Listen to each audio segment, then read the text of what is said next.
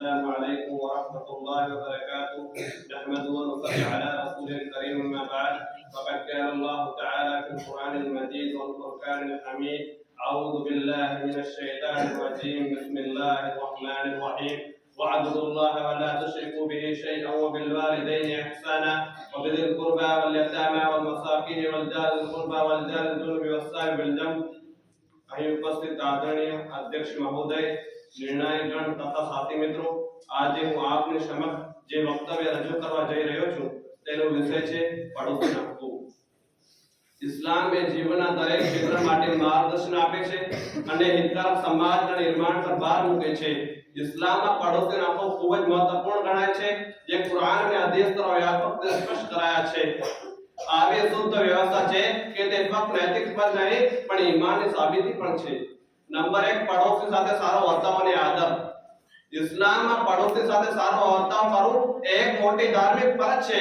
કુરાનમાં અલ્લાહ તાલા ફરમાવે છે કે વાબુદુલ્લાહ વલા તુશરિકુ બિહી શૈઅન વબિલ વાલિદૈનિ ઇહસાના વબિલ કુરબા વલ યતામા વલ મસાકીન વલ જાર ઝિલ કુરબા વલ જારિલ જુનુબી વસ સાહિબ બિલ જંબ.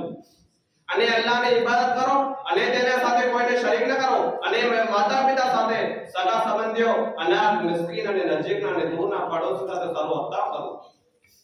આ આયતમાં અલ્લાહ તાલાએ પડોશી સાથે સારો વર્તાવ કરવો ફરજિયાત હોવાનો આદેશ આપ્યો છે. અને આ આયતની સારમાં પુત્રએ લખ્યું છે કે પડોશી 3 પ્રકારના હોય છે. એક એવો પડોશી જે કાફિર હોય એનો આપણા ઉપર એક હક છે, અને બીજો એવો પડોશી જે મુસલમાન હોય તેના આપણા ઉપર 2 હકો છે, અને ત્રીજો એવો પડોશી જે મુસલમાન હોય અને આપણો સંબંધી હોય તેના આપણા ઉપર 3 હકો છે. હદ આયશા રઝિયલ્લાહુ અન્હા ફરમાવે છે કે રસૂલ સલ્લલ્લાહુ અલૈહિ વસલ્લમે ફરમાવ્યું: મા ઝાલ જિબ્રીલ યુસીની બિલ જાર હત્તા ઝનનતુ અન્નહુ યુવરિસનહુ.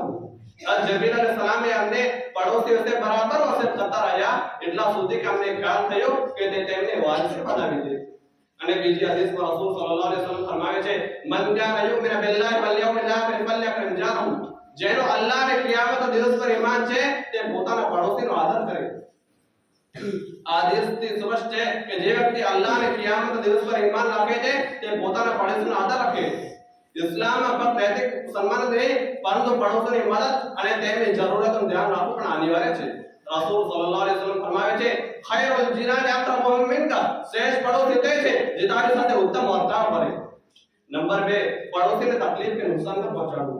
કોઈ પણ પડોશીને ગંભીર તકલીફ પહોંચે તેવું દુઃખ આપવું અત્યંત ગંભીર ગુનો છે. રસૂલ સલ્લલ્લાહુ અલૈહિ વસલ્લમ ફરમાવે છે: વલ્લાહિ લા યુમિનુ વલ્લાહિ લા યુમિનુ ઇલ્લા મા રસૂલુલ્લાહ કાર અલ્લઝી લા યુમિનુ જારુ બવાઇકહુ. અલ્લાહની કસમ, તે ઈમાનદાર નથી. પૂછવામાં આવ્યું: એ અલ્લાહના રસૂલ તે કોણ છે? રસૂલ સલ્લલ્લાહુ અલૈહિ વસલ્લમે ફરમાવ્યું: જે વ્યક્તિ તેના પડોશીની દુષ્કર્મથી સુરક્ષિત ન હોય.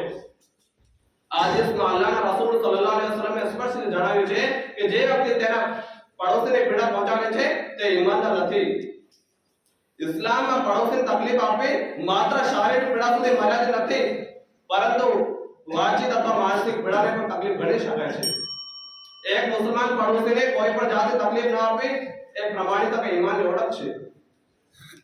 રસૂલ સલ્લલ્લાહુ અલૈહિ વસલ્લમ ફરમાવે છે: મન લા યુઝી જારુ ફવલ મુમિન. જે વ્યક્તિ પોતાના પડોશીને તકલીફ નહીં પહોંચાડે તે પ્રમાણિક મુમિન છે. નંબર 3, ખુશી અને ગમના અવસરમાં પડોશી સાથે ભાગ લેવો. બિરાદર ઇસ્લામ, આપણું જીવન માત્ર વ્યક્તિગત જવાબદારીથી મર્યાદિત નથી, પરંતુ સામૂહિક સુખ દુઃખમાં ભાગ લેવો પણ અનિવાર્ય છે. અંતે અલ્લાહની દુઆ છે કે તે આપણને આપણા પડોશ સાથે સારો વ્યવહાર કરવાની તૌફીક આપે. આમીન. અસ્સલામુ અલૈકુમ વરહમતુલ્લાહિ વબરકાતુહુ.